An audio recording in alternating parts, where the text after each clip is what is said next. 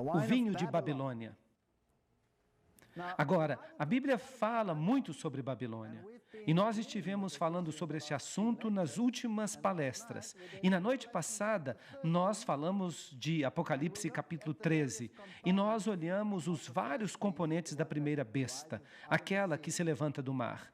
E nós vimos que ela fala com a boca de um leão. Ela tem a boca de leão. E o leão era símbolo de quê? De Babilônia. Agora, a Bíblia quer também nos advertir que o povo de Deus está em Babilônia e que em algum estágio Deus vai dizer: saí dela, povo meu. Não é isso? Agora, o que seria se Deus dissesse para você: saia de Babilônia, e você não tivesse a menor ideia do que Babilônia é? Isso não seria um problema? Como você sairia dela se você não sabe o que ela é? Então, a Bíblia tem que, de fato, definir Babilônia para nós, para que nós saibamos do que é que nós temos que sair. E nós olhamos alguns indícios, pistas, já vimos isso. Nós identificamos alguns dos componentes de Babilônia. E um dos principais componentes, aquele que contrafaz o Filho de Deus, que está no lugar do Filho de Deus, porque Babilônia significa Babe, portal para o conhecimento, para a sabedoria, para Deus. E a palavra Babilônia como um todo significa confusão. Então, essa palavra nos diz que há uma outra forma de salvação além de Jesus Cristo. E a besta a que ela se refere, o poder do chifre pequeno, forma um componente muito importante. É o falso Cristo, aquele que está no lugar de Cristo, o anticristo. E, portanto, se esse poder será seguido por todo mundo, e na noite passada nós vimos que o mundo inteiro se maravilhou após a besta, ou foi impressionado pela besta, sim, todo mundo.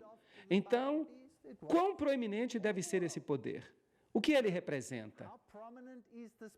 Por que Deus o condena com palavras tão fortes? Eu vou lhes dizer por quê. Porque é um sistema contrafeito. É um sistema de contrafação que tenta vender a si mesmo como se fosse uma coisa real, quando de fato é um sistema falso. A Bíblia nos diz: nada tem de que ver com as obras más das trevas, mas em vez disso, expõe essas obras. Efésios. Então vamos dar uma olhada em por que esse sistema é chamado de Babilônia e que papel proeminente esse poder que é a besta, que nós tristemente identificamos como papado, que papel desempenha nessa trindade babilônica.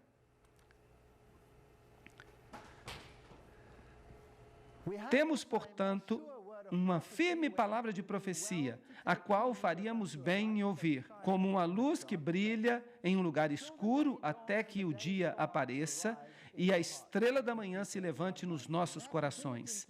2 Pedro 1,19. Nós temos que estudar diligentemente as profecias. Nós temos que saber o que vai acontecer por trás do palco. Nós temos que saber por que Deus diz essas coisas. Jeremias 51, 6 e 7, falando sobre a Babilônia literal, diz: fugir do meio de Babilônia, e que cada homem entregue a sua alma.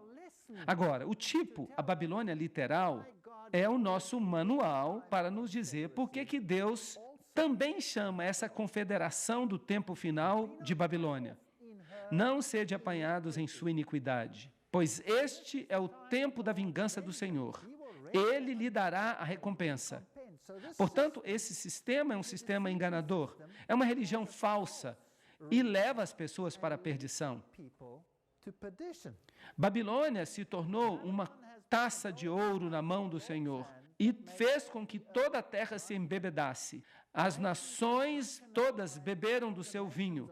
Em outras palavras, as nações que beberam o vinho de Babilônia, elas ficam malucas. O vinho na Bíblia. Agora, se Jesus é a videira então o vinho que vem da videira deve ser o que ele fala, deve ser o seu fruto, deve ser as suas doutrinas. Portanto, Babilônia tem doutrinas falsas. Agora, nós vamos lidar com as falsas doutrinas hoje à noite. Nós vamos ver por que a Bíblia define este sistema como Babilônia. E para fazer isso, nós vamos fazer uma visita à antiga Babilônia. É por isso que ela era chamada de Babel, porque lá o Senhor confundiu as línguas do mundo inteiro. Gênesis 11, 7 a 9. Isso tem sido um espinho na carne do diabo desde essa época. Quando eles estavam construindo a Torre de Babel para unificar a apostasia em relação a Deus, porque Deus havia dito que jamais destruiria o mundo com um novo dilúvio, eles então construíram uma torre, em caso Deus tentasse alguma coisa parecida no futuro. Então Deus separou as nações. E isso foi uma coisa essencial para a nossa salvação. Porque ao separar as nações, essa constante tensão no planeta levaria as pessoas a buscar a Deus. Porque se vocês são ameaçados uns pelos outros, vocês buscam a Deus. E Deus pode ficar nas mentes dos homens. O diabo não gosta da separação. Ele quer um sistema unitário pelo qual todos o adorem. E então se seguiu outro anjo dizendo, agora este é o livro do Apocalipse, caiu, caiu Babilônia, aquela grande cidade, porque ela embebedou as nações com o vinho da ira da sua fornicação. Apocalipse 14, 8. Portanto, em outras palavras, aqui você tem um sistema que está vendendo vinho, que está cheio de fornicação, que é apostasia para com Deus. Agora, se você está se apostatando de Deus, a quem você está servindo? A outro poder, a outro poder. Ele também tem uma roupa. Ele se apresenta ou sob uma forma, ou sob outra forma, ou sob a forma que ele quer se apresentar. Mas em qualquer forma que seja, não é o modo de Deus, é o seu modo. Então, aqui está um sistema falso que foi estabelecido. Agora, Apocalipse 16, 19 nos diz, e a grande cidade, se referindo à Babilônia espiritual, não pode ser a antiga Babilônia, porque Deus diz que a antiga Babilônia nunca seria reconstruída. Ela serve apenas como tipo, e um tipo, por definição, é sempre menor do que o antítipo. O cordeiro representa Jesus Cristo. Então, o cordeiro é apenas um pequeno exemplo do antítipo, que é maior e mais proeminente, que é o próprio Cristo. Babilônia, o tipo, permanece para aqueles que se apostatassem contra Deus. E numa escala maior e mais ampla no final dos tempos. Representa todos aqueles que formam uma confederação para se oporem a Deus. Jerusalém serviu de tipo de todos aqueles que seguiriam a Deus e buscariam uma salvação através do Cordeiro. É isso que é a tipologia. Então, aqui nós temos esta grande cidade que foi dividida em 3 partes. Agora, nós sabemos que Babilônia tem 3 componentes. Então, nós vamos lidar com cada um desses 3 componentes nesta série de palestras. Então, não perca nenhuma palestra. E as cidades das nações caíram, e Deus se lembrou da grande Babilônia para lhe dar a taça do vinho da sua ira. Então, se você permanecer em Babilônia, você vai ter que lidar com este lado da questão. Deus há de lhe conceder uma recompensa. E eu vi 3 espíritos imundos como rãs. Isso é pesado.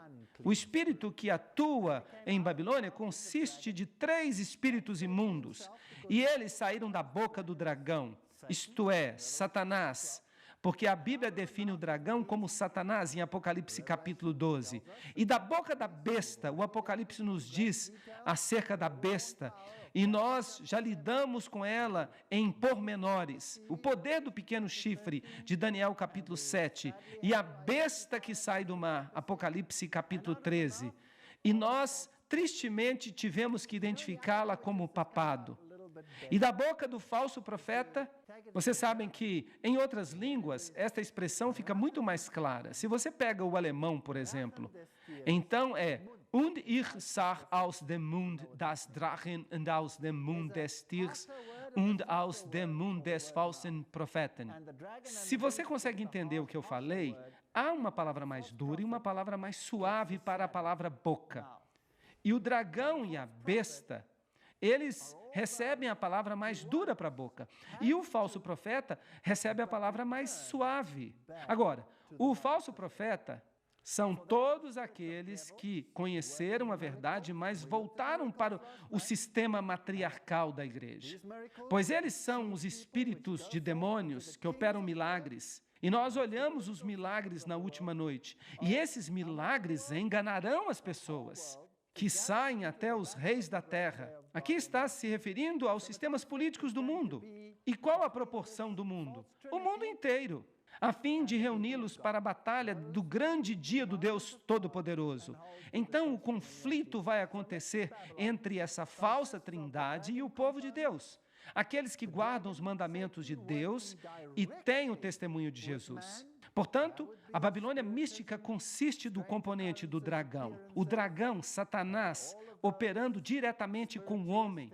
Isso seria o espiritismo, estranhas ocorrências, aparições, todas essas atividades espíritas. A besta, a religião organizada que culmina no papado. E o falso profeta, aqueles que conheceram, mas que voltaram para as profecias falsas. Eusébio nos diz que Constantino, para recomendar a nova religião aos pagãos, transferiu os ornamentos externos aos quais eles estavam acostumados. E a evidência aponta para o fato de que o cristianismo logo se tornou paganizado e apenas usava a roupa do cristianismo. E essa roupa vem dos escritos das sociedades secretas. A gente pode voltar ao passado até Simão Mago. Simão Mago seguia Pedro e a Paulo até Roma. E ele era um mágico.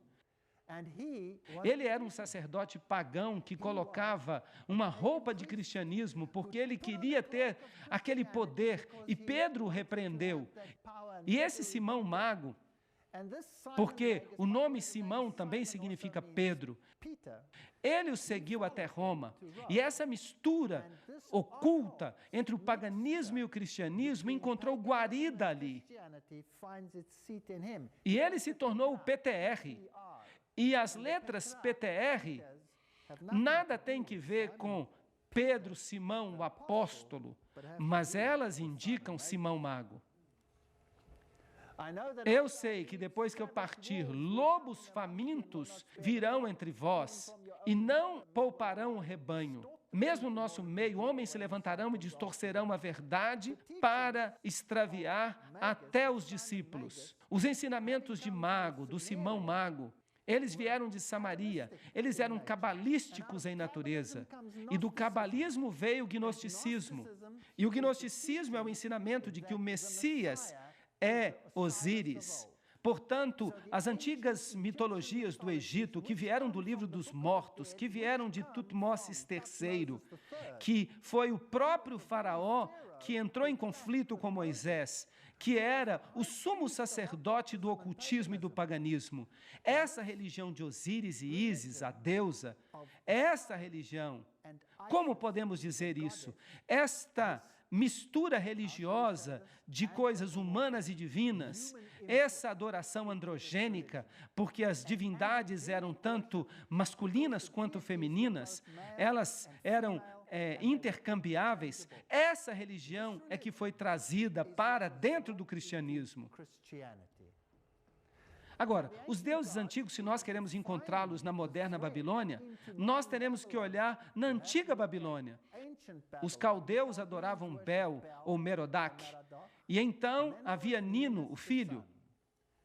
E o filho era também adorado como Tamuz, e as mulheres de Israel gostavam de chorar por Tamuz, porque ele era um Messias artificial e contrafeito.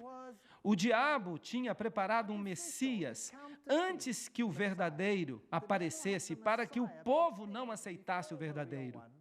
Como sabemos que Jesus é o Messias verdadeiro? Vocês se lembram da profecia? Vocês se lembram da profecia sobre o Messias? A profecia das 70 semanas. Aquela profecia que os rabis diziam que você seria amaldiçoado se você a lesse. Sua mão, seu dedo, seu pulso, seu braço, todo você é amaldiçoado se você contasse as 70 semanas. Porque ela identifica o verdadeiro Messias. Então, o Messias falso já estava lá e o seu nome era Tamuz. E também havia a deusa Reia. Ela era adorada como Ishtar, a palavra da qual temos a palavra Páscoa hoje em dia. Astarte, Beltis. E ela era a rainha do céu, sim, a rainha do céu. E ela era conhecida porque ela aplacava a ira das pessoas. Agora, no catolicismo, nós temos exatamente a mesma coisa. É declarado que ninguém vai ao Pai senão através de Jesus, mas ninguém vai a Jesus senão através de Maria. E Maria é a mediatriz. Ela aplaca a ira do Filho. Então, nós temos um sistema similar àquele que nós tínhamos nos tempos de Babilônia. Agora, se você pega essas religiões e você olha para elas em base mundial, no Egito, essas deidades eram adoradas como Ísis, a deusa, e como seu filho Osíris. E Osíris era aquele que morreu, se tornou parte do sol, ressuscitou e voltou a esta terra como Horus. Horus era o filho divino e a mãe divina era Ísis. Então você tem mãe e filho sendo adorados. Na Índia, eles eram adorados como Isi e Iswara. É a mesma religião. De fato, a religião babilônica é hoje a religião universal de todos os sistemas religiosos. A China era Xingmu e a mãe santa e o filho. Na Grécia, Ceres, ou Irene e Pluto. Em Roma, era Fortuna e Júpiter Puer. Esse era o antigo sistema de adoração. É interessante que o mais atual seminário sobre o cristianismo no mundo hoje, o assim chamado Seminário de Jesus, no qual estão falando sobre uma nova reforma, Deus proíba que nós a chamemos de reforma. Eles ali falam sobre uma reforma. Eles querem colocar Jesus lado a lado com Osíris. Eu tenho problemas com isso porque um é a contrafação do outro. E as doutrinas religiosas associadas com o livro dos mortos, que dizem respeito a Osíris, elas são totalmente o oposto do que a Bíblia diz. Bem, Ezequiel 8,16 diz: à porta do templo do Senhor, entre o pórtico e o altar, havia 25 homens com as costas voltadas para o templo do Senhor e os seus rostos voltados para o oriente. E eles adoravam o sol na direção do oriente. Portanto, o antigo Israel, embora conhecesse o poder de Deus, já estava pervertido para este tipo de paganismo. Eu lhes explico por quê. Porque é uma religião muito sofisticada. Não subestimem o paganismo. Nós pensamos que essas pessoas eram tolas ou estúpidas porque elas adoravam os deuses pagãos. Nós não somos menos estúpidos. Vocês sabiam disso? A maioria da minha vida eu servia aos deuses pagãos, sem mesmo imaginar, mas isso foi um fato na minha vida. Portanto, eles adoravam o sol, porque o culto ao sol é uma contrafação perfeita da adoração ao Messias. Em outras palavras, é fácil substituir um pelo outro, colocar a roupa certa nisso e aplicar a liturgia certa, e então você obtém uma nova religião. Agora, a religião vem da lenda de Nimrod e de Semíramis. Nimrod era um guerreiro que lutou contra Deus. Foi ele que se apostatou. E por isso ele foi condenado à morte. E sua viúva, Semíramis, alegou que ele tinha ressuscitado e que tinha sido levado para o sol e que tinha renascido através dela. E assim como os peixes nadam nas águas do rio Eufrates, assim, o símbolo do peixe se tornou o símbolo do Deus que protegia Nimrod nessa transição. E então ela deu à luz a uma criança, que era naturalmente o nascimento, ou o renascimento, ou a ressurreição, se você preferir, daquela criança Osíris. Na Escandinávia, eles adoravam como Frigga e Balder, Vênus e Adonis em Roma, e Astorete e Baal na Fenícia. E a criança se tornou a portadora do pecado. e se tornou o Salvador. E esse era o seu nome. Ele era chamado Zoroastro. Por falar nisso, o zoroastrismo está vivo e muito bem no Oriente Médio. É a semente da mulher, Mitras, o Salvador.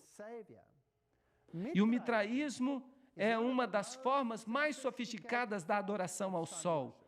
E nós lidaremos com o mitraísmo, porque é impressionante quem Mitra foi e o que o mitraísmo é hoje em dia. Mesmo aqui nos Estados Unidos, você ficará surpreso de quão ativo ainda está o mitraísmo. Dionísio também é portador de pecados, Baco, o ramo, Vishna, o homem vítima, Osíris, o rei dos reis. Vocês reconhecem esses títulos? Todos esses títulos pertencem a Jesus Cristo, mas eles foram usurpados por essas divindades pagãs. Agora, se você fosse o sacerdote desses deuses pagãos, então você adorava esses deuses sob muitas formas. Uma das formas mais proeminentes era a forma do deus Dagon. E o sacerdote de Dagon, Dagon, é a palavra egípcia para Deus. Dag é peixe. Então, é a forma de peixe desse Deus. Os sacerdotes usavam uma boina sob a forma de peixe na cabeça e eles também usavam um casaco completo de peixe. E o peixe no Antigo Egito e nas religiões pagãs se tornou o símbolo de Dagon. Nessa forma particular, a egípcia, você tem os chifres do touro. O touro, a primeira letra do alfabeto hebraico, era o símbolo do touro, o Aleph. Isso equivalia ao alfa no Oriente. O Aleph simbolizava o elefante. O elefante se torna o touro do Oriente. E essas criaturas se tornam símbolos do Deus Sol.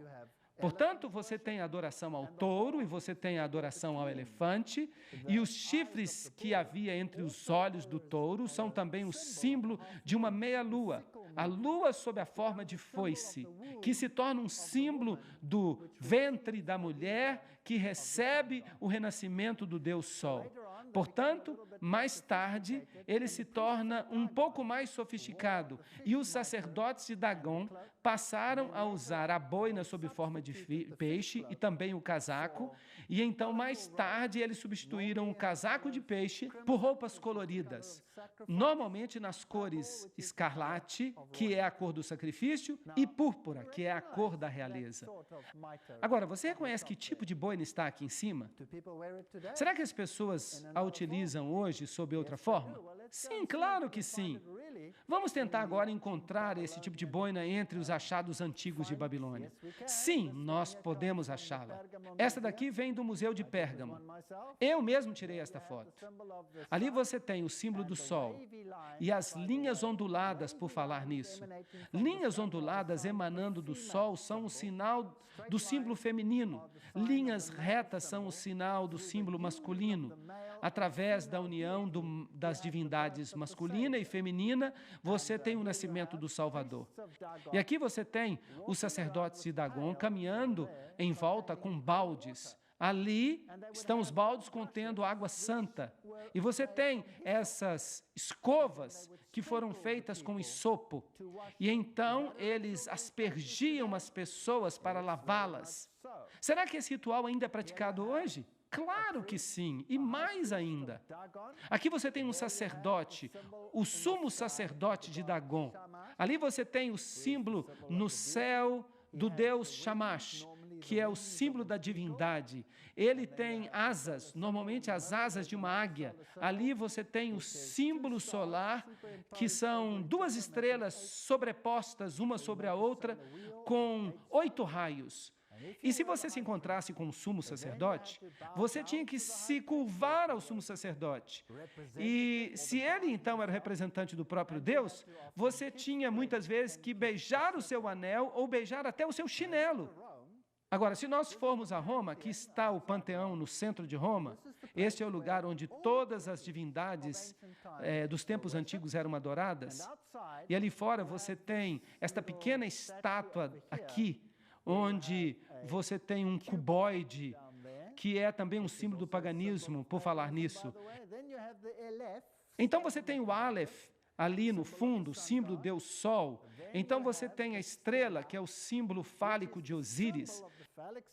Então, na parte de cima está o símbolo da cruz. Mas nós vamos falar sobre isso mais tarde. Se você vai até o Panteão, você vê coisas interessantes no chão. Você tem quadrados. As divindades pagãs eram representadas ou com o quadrado ou com o círculo. Então, você tem círculos e você tem quadrados. E porque elas eram boas e más, elas representavam os dois aspectos, portanto, você também tem quadrados brancos e quadrados pretos. Agora, se nós vamos até algumas igrejas católicas romanas, você vai descobrir nas catedrais, você vai descobrir o peixe também lá. Este é o antigo símbolo da deusa Astarte. Ali está a boina do peixe com o símbolo da estrela, ou o sol e a meia-lua ali mais na frente. E então você tem uma enorme quantidade de símbolos pagãos disponíveis, muitos dos quais são usados ainda hoje. Este aqui é usado pelo mundo médico e aquele ali é muito interessante. Esse vem do hinduísmo como símbolo da divindade pagã. E havia também o deus Osíris. E aqui você tem alguns símbolos interessantes sobre a boina do Papa. Ali você tem os símbolos principais da divindade solar. Ali estão os 4 raios dentro do círculo. E ali está uma cruz, que é conhecida como cruz maltês, e os cavaleiros de Malta usam esse tipo especial de cruz. E quando você vê essa cruz particular, preste atenção, ela é um símbolo direto da divindade solar. Ela nada tem que ver com o cristianismo. Bem, vamos avançar. Aqui está um dos reis dos tempos antigos. Este é um rei assírio, Sardom. O que é que ele tem ao redor do pescoço? Vocês conseguem ver? Esse artefato está no Museu Britânico. Ali você tem a cruz maltês, que é a mesma cruz que o Papa tem no seu lado. E ele está apontando aqui com o dedo, assim, que é um símbolo daquele. Ele quer dizer a divindade única, o número 1. Que representa o Deus Sol. Ali você tem o símbolo que nós acabamos de ver na mitra do Papa, o símbolo do Deus Sol. Ali há outro símbolo, você tem o quadrado e o compasso que você encontra na maçonaria. Ali você tem a meia-lua com a foice dentro dela. E você encontra esse símbolo em muitas religiões. Ali você tem um símbolo com camadas múltiplas, que é encontrado nas religiões astecas de adoração ao Sol. Esses são alguns dos principais símbolos da adoração do Sol que você pode encontrar em tempos antigos. Mas onde podemos encontrar esses símbolos hoje em dia? Provavelmente no papado. Bem, todos esses aqui estão usando mitras de peixe. Aquelas ali são mitras de Dagon. Vamos até a Basílica de São Clemente, uma das igrejas de Roma. Vamos descer até embaixo. Você vai descobrir que eles usavam um altar que, por um lado, estava decorado com símbolos cristãos e, do outro lado, petroglifos de adoração pagã ao sol. Então, as duas religiões eram adoradas na mesma capacidade, usavam os mesmos lugares, trocavam os altares e, eventualmente, fundiram-se em uma só. A história da igreja nos diz: o cristianismo se tornou uma religião estabelecida no Império Romano e tomou o lugar do paganismo. O cristianismo, como existia na Idade Média, pode ser chamado de paganismo batizado. É muito interessante. Vamos ver o que a Igreja Católica Romana tem a dizer sobre isso. Uma acusação tem sido sempre feita que o catolicismo é incrustado com muitas gravuras pagãs. O catolicismo está pronto para aceitar essa acusação e pronto até para se vangloriar dela. O grande Deus Pan não está realmente morto, ele foi apenas batizado. Então o paganismo está dentro da igreja. E a divindade verdadeira por trás dos bastidores que é adorada não é Jesus Cristo, mas é Osíris, em qualquer forma que ele assuma. Sob a forma de Pan, você o encontra nos bosques. Ele era o Deus dos bosques. Ele era o Deus do medo.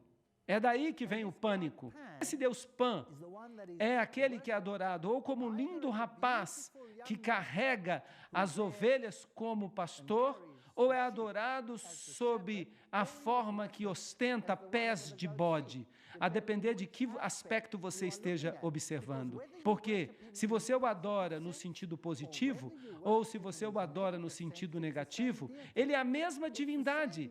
É a mesma coisa se você o adora como Lúcifer, ou se você o adora como um Deus bom. A luz e as trevas encontram-se na mesma divindade. Bem, quero levá-los até esta catedral católica romana muito famosa. Eu estava procurando esses símbolos em alguma catedral católica romana no sul da Alemanha. E ali eu encontrei o que eles chamam de estátua de Davi. Você pode vê-la ali na frente. Um rapaz carregando a ovelha ao redor do pescoço. E eu fiquei imaginando se essa representação de Davi ou se era a representação do outro. Bem, não é difícil de decidir isso, porque o que ele tem na mão? Ele está carregando a flauta de Pan.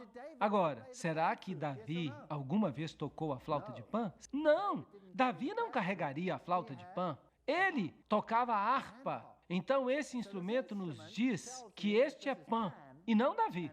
Então eu fiquei interessado, tendo visto Pan ali, se eu encontraria Pan em sua forma negativa, na mesma construção, no mesmo prédio. E vejam só, ali está Pan com os pés de bode e todos os símbolos do paganismo, incluindo Jano, que tinha 2 rostos. Este é o paganismo em sua forma mais elevada. Se você vai até a Catedral de São João no Laterano, que é a igreja onde o Papa fala ex-cátedra, ou se você vai até a Catedral de São Pedro, todo o sistema ali, toda a construção é um sistema de adoração ao Deus Sol. O local é um sítio antigo. Por falar nisso, a maioria das catedrais no mundo são construídas nos mesmos lugares em que os deuses pagãos eram adorados. A construção desses edifícios ocorria de acordo com os ritos pagãos antigos. Então, aqui você tem o triângulo, por exemplo. Você tem a famosa cúpula do Sol. E você tem essa estrutura em pilares que é normalmente conhecida como o assento da deusa. E se você entra neste lugar, no chão você encontra o título oficial do Papa, que é Pontifex Maximus. Agora, esse título vem lá de Babilônia. Ele sofreu mudanças ao longo do tempo. Quando a Medo-Pérsia conquistou Babilônia, os Medo-Persas assumiram também a sua religião. Esse mesmo sistema religioso, os sacerdotes de Babilônia se revoltaram em algum momento e foram expulsos e fugiram para Pérgamo.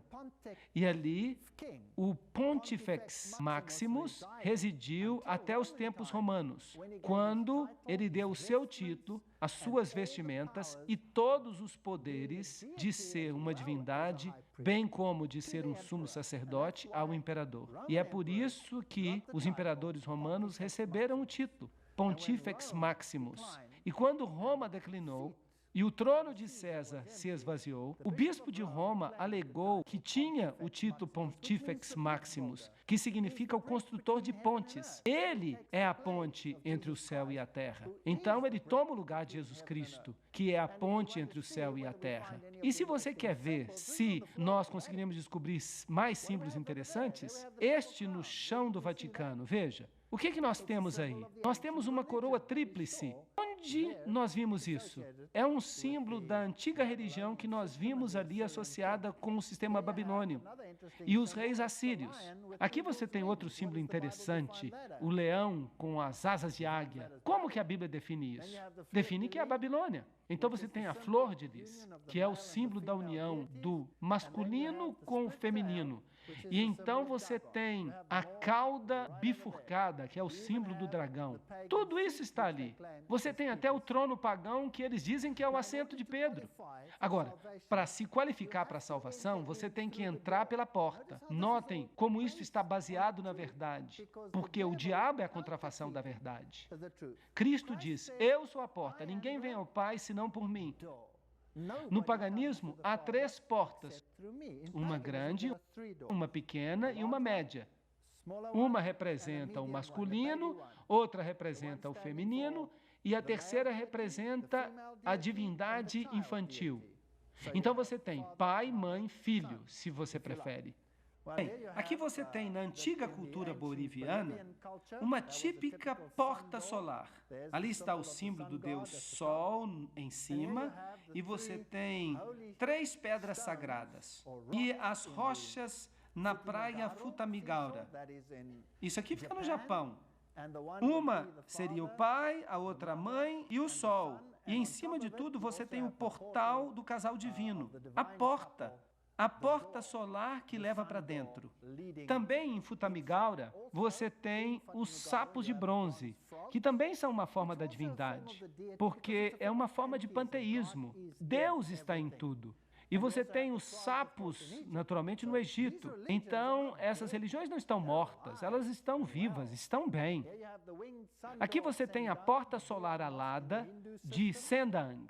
Assim, o hinduísmo, a antiga religião, as religiões orientais, todas elas têm as portas solares de Babilônia. Agora, quem você esperaria, se você fosse o sumo sacerdote de Babilônia no nosso tempo, que fosse associado com as portas solares hoje em dia? Se a Bíblia está correta, você não esperaria que o papado tivesse a mesma coisa?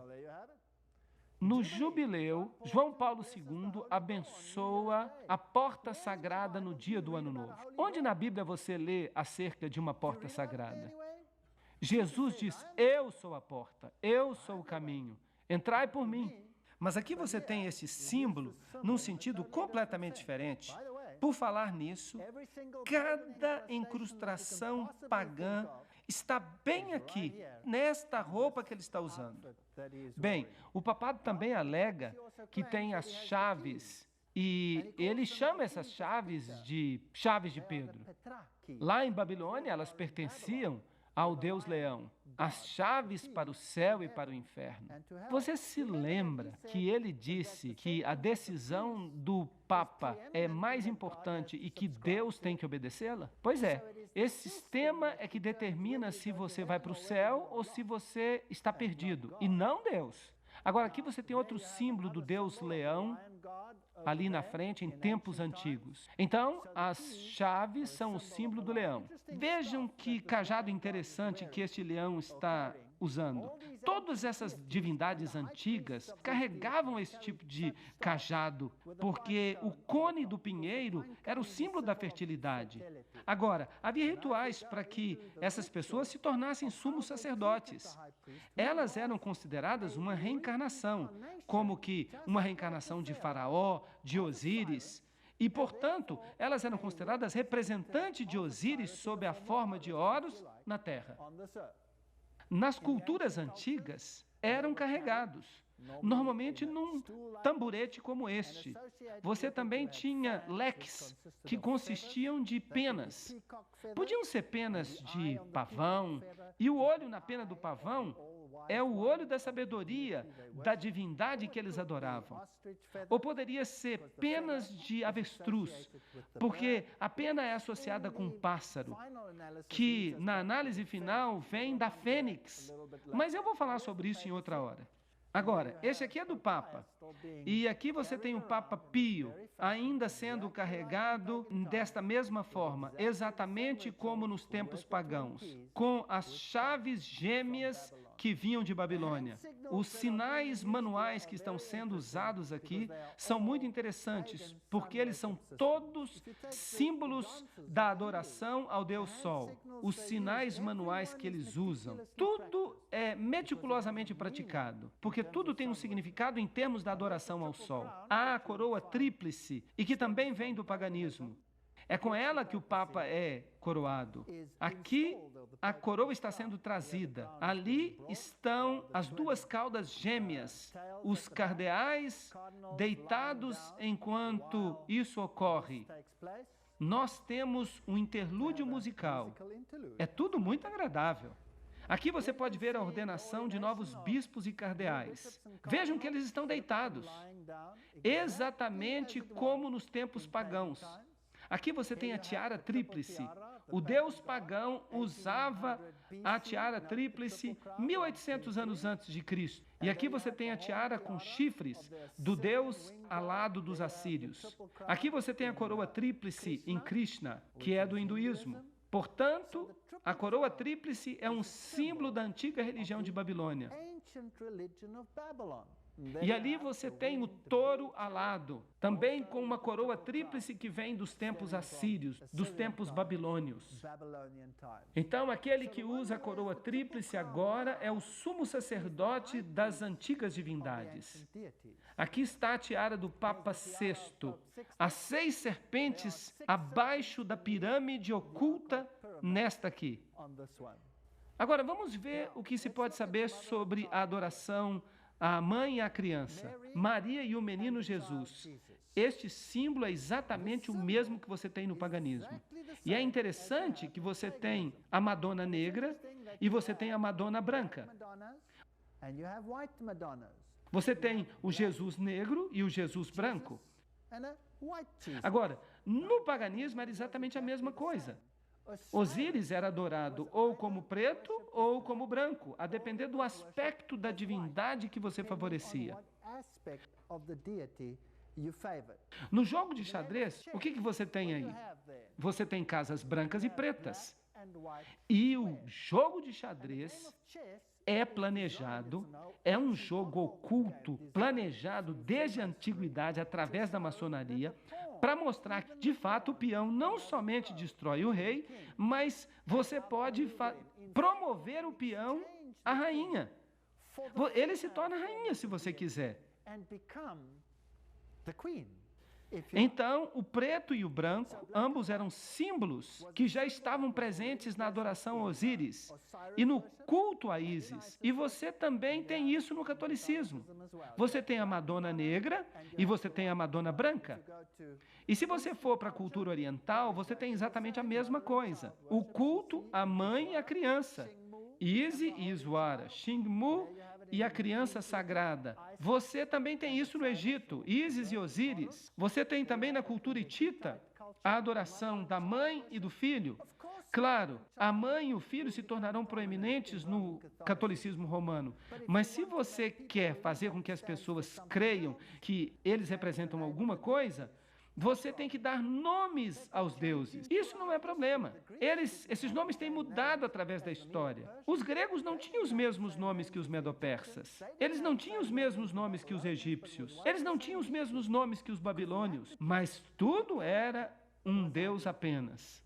Então, todas essas divindades, e aqui você tem uma antiga religião asteca, Quetzalcoatl, e a criança, e às vezes você tem do sexo masculino ou feminino, indica que a divindade é tanto macho quanto fêmea.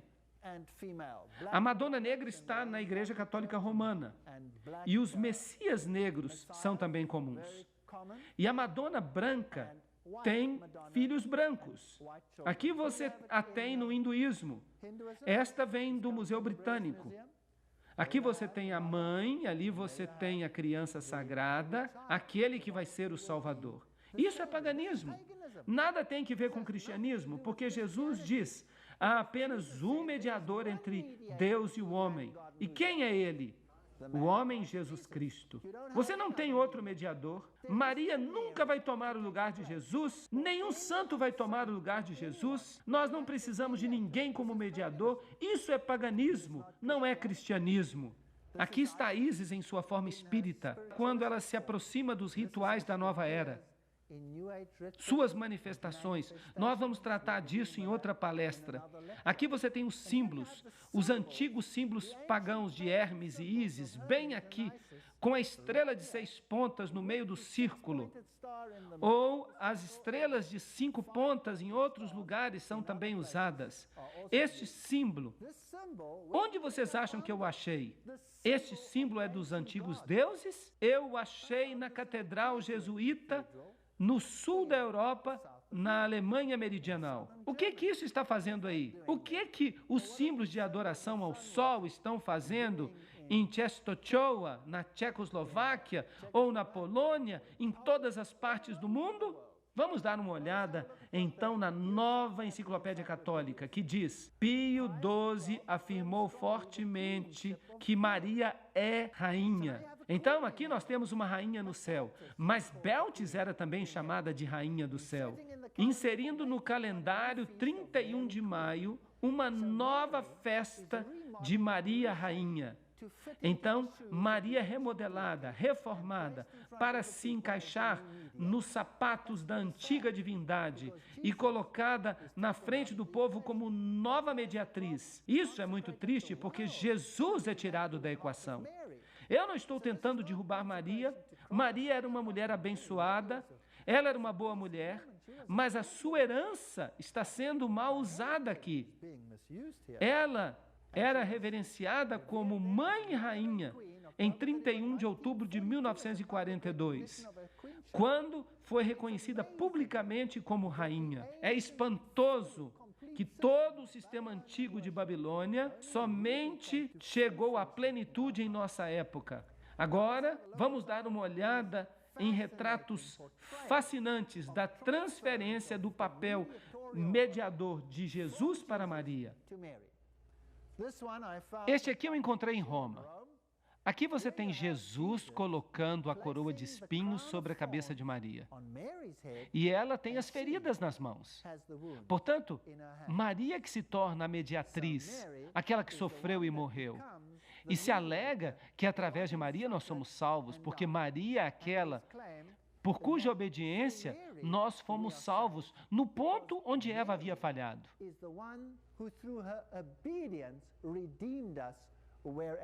Agora, lembrem-se que eu fui católico. Eu fui um católico devoto por muitos anos. E eu fiquei abismado, como vocês também provavelmente estão hoje à noite. Agora, essa antiga deusa, ela era parte de um rito de fertilidade e as pessoas oravam para ela buscando fertilidade, amamentação.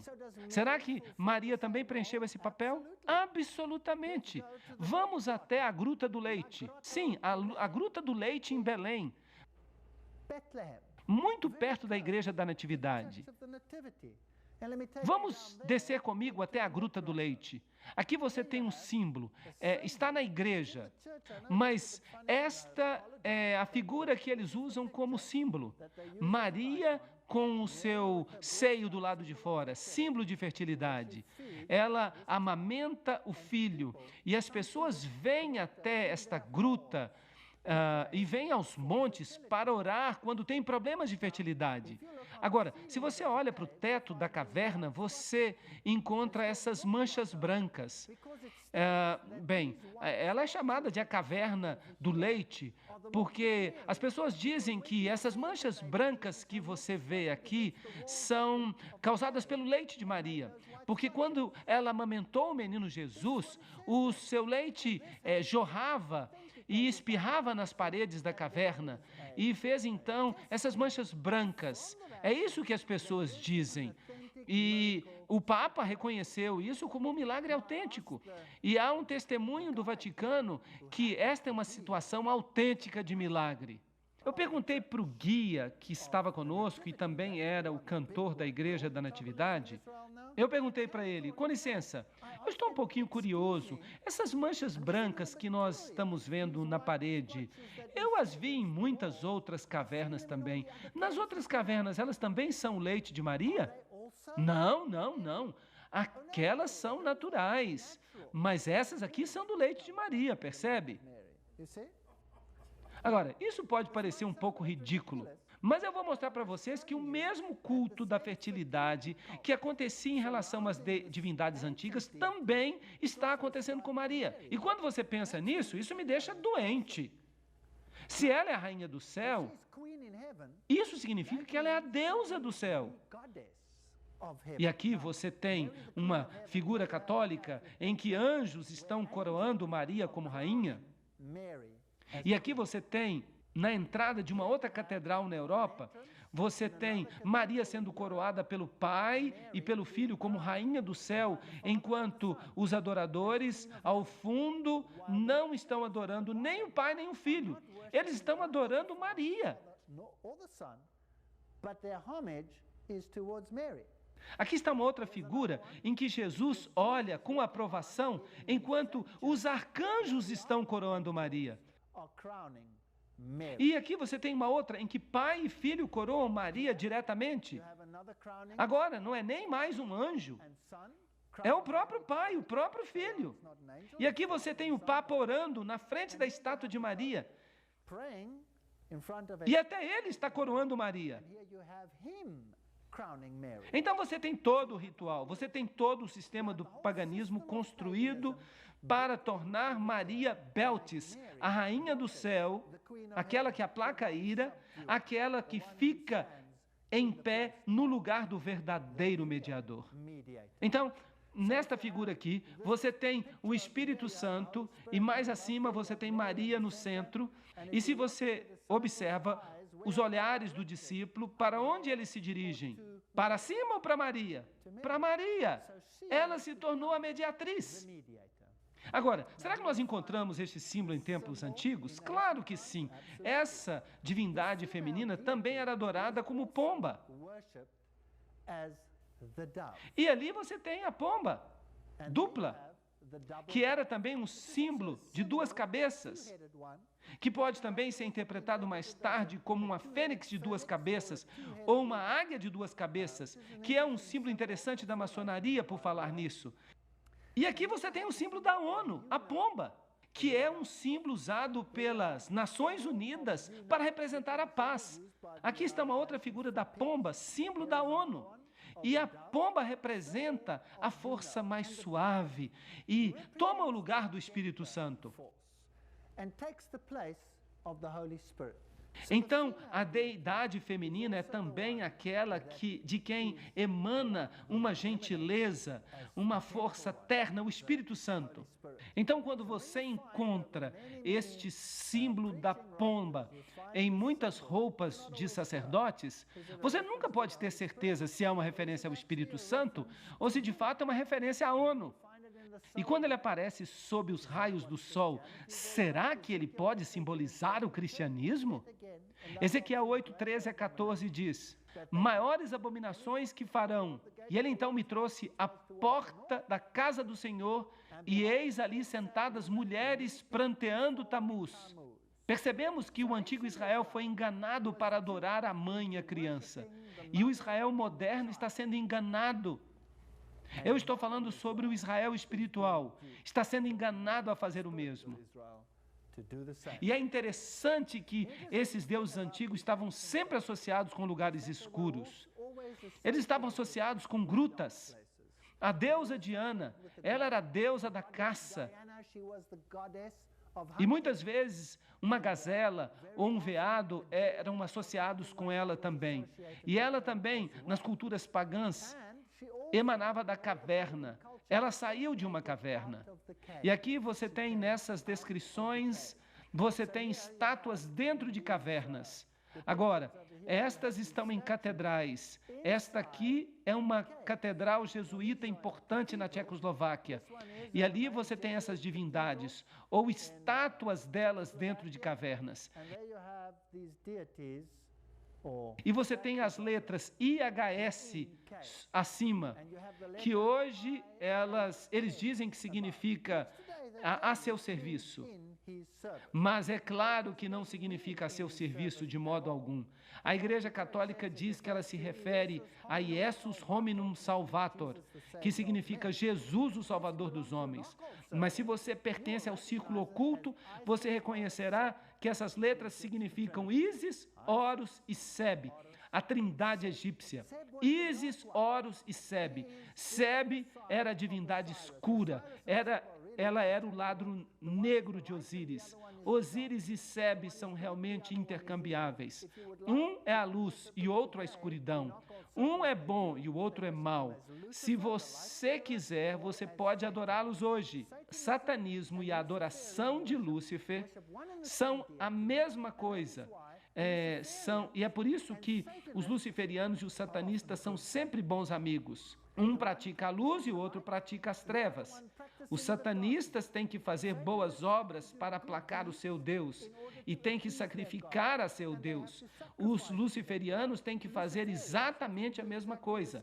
São intercambiáveis. Eles podem se sentar na mesma cadeira.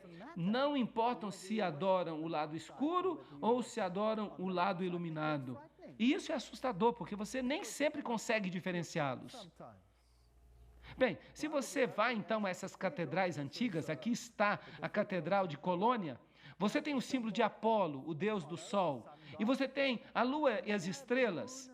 O sol, a lua e as estrelas são os três aspectos do deus sol, como Brahma, Siva e Vishnu. Brahma é o sol nascente, Siva é o sol no meridiano, Vishnu é o homem vítima, o sol que cai nas águas à noite e se torna Dagon, o deus peixe, ou Poseidon, e se levanta da água, é adorado como Poseidon ou como a serpente, sob forma triuna. Nesta catedral aqui você tem um relevo interessante. Você tem o leão com as asas de águia, com o sol nas costas. Um símbolo muito importante de Babilônia. E a Igreja Católica Romana chama este símbolo de São Marcos. Agora, eu acho que você vai ter muita dificuldade para encontrar um leão com asas de águia, com raios solares por trás da cabeça, como um símbolo de São Marcos. O que você acha? Agora, o que ele está olhando? Ele está olhando ali um círculo com uma cruz nele. E este era um dos principais símbolos do Deus Sol. Este era um símbolo de Lúcifer, o símbolo do círculo com uma cruz dentro. Você o encontra em muitas organizações hoje. O outro símbolo, claro, é o símbolo do touro. Lembrem-se que o touro representa a primeira letra do alfabeto.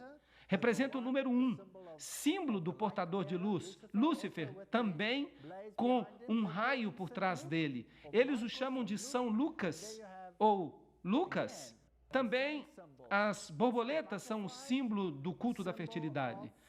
A borboleta vai de flor em flor. As abelhas também são símbolo do culto à fertilidade. Ela também vai de flor em flor em flor. As jovens meninas, se vocês colocam a tatuagem de uma borboleta no seu ombro, isso tem um significado muito mais profundo do que vocês podem imaginar. Vamos ver se vocês conseguem descobrir aqui o símbolo do touro e do leão. Símbolos de Ísis e Horus. Templo número 3. Ísis é associada com o culto ao touro, e com o culto ao leão, e com o culto à fênix. Ali está a fênix.